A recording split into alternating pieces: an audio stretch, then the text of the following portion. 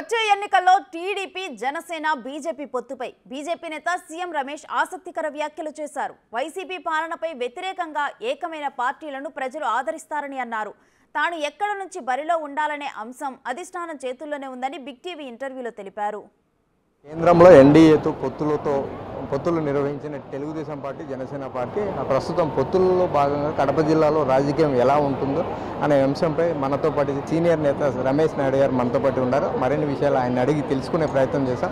నమస్కారం సార్. ఇప్పుడు BJP NDA Telugu Desam party Janasena పార్టీతో పొత్తు నిర్వహించింది. గత 5 ఏళ్ల నుంచి వైసీపీ ప్రభుత్వం రాష్ట్ర ప్రజలకు అనేక సంక్షేమాలు చేశాము. ఎంతమందితో పొత్తులు పెట్టుకున్నా సరే ఈసారి 2024 ఎలక్షన్లో కూడా సింహం సింగిల్గానే వస్తుందని చెప్పి అంటున్నారు రాష్ట్ర సీఎం. తప్పకుండా సింహాన్ని అడవులకి తరిమేదానికి, అడవులకు పంపించేదానికి ప్రజలు రెడీగా ఉన్నారు. ఎందుకంటే ఈ 5 సంవత్సరాలు జరిగిన అక్రమాలు వారు ఏ విధంగా ప్రజల సొమ్ము దోచుకున్నారు. సంక్షేమ పథకం పేరుతో 10 రూపాయలు ఇచ్చి 100 రూపాయలు కొడుతున్నారు. అటు కరెంటు ఛార్జీలు కానీ లేదా ఇతర ఛార్జీలు కానీ లిక్కర్ రేట్లు కానీ ఏ విధంగా సామాన్యులు వాడే ప్రతిరోజు వాడే ధరలు, కూరగాయలు కానీ నూనె కానీ ఇవన్నీ కూడా ఏ విధంగా పెరిగినాయి. సామాన్యుని అడ్డు విరిచి వారికి 10 రూపాయలు ఇచ్చి 100 రూపాయలు దోచుకునే ఈ ప్రభుత్వాన్ని ప్రజలు ఎప్పుడు కూడా చేయరు.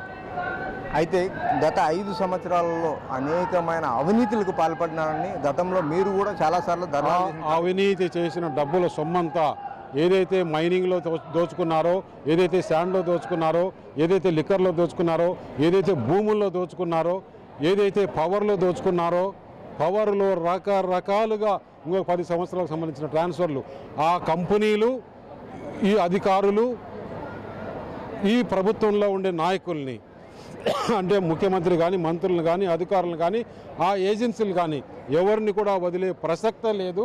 ఇవన్నీ కూడా దోచుకునేది వడ్డీతో సహా రాబట్టి మళ్ళీ ప్రజలకు పంచడం జరుగుతుంది. కడప జిల్లాలో బీజేపీ పొత్తులో భాగంగా ఏ సీట్లో అడిగే ప్రయత్నం అంటే ఇప్పుడు రాష్ట్రంగా తీసుకున్నారు కానీ పొత్తు ఒక జిల్లాగా యూనిట్గా తీసుకోలేదు.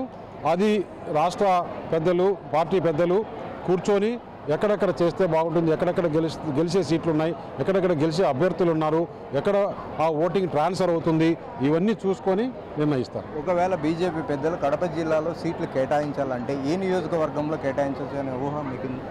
ముఖ్యంగా ఇక్కడ ఇప్పుడు జమ్మలమడుగు అయితే బాగుంటుంది అనేది మా డిస్కషన్లో వచ్చింది.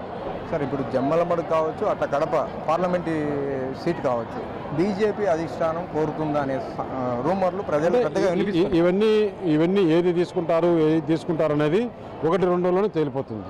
ఈ సీటు ఆ సీటు అనేది కాకుండా ఏది ఏమైనా బీజేపీతో తెలుగుదేశం పార్టీ కావచ్చు, జనసేన పార్టీ కావచ్చు పొత్తు పెట్టుకున్న సందర్భంలో కడప జిల్లాలో ఒకవేళ బీజేపీ తరఫున పోటీ చేయాల్సి వస్తే కడప పార్లమెంటరీ కావచ్చు లేదా జమ్మలమడుగు నియోజకవర్గం నుంచి పోటీ చేసే అవకాశం ఉందని పేర్కొన్న CM Ramesh Naidu. Camera person సుదర్శన్తో మధు, బిగ్ టీవీ, కడప ఎయిర్పోర్ట్ నుండి.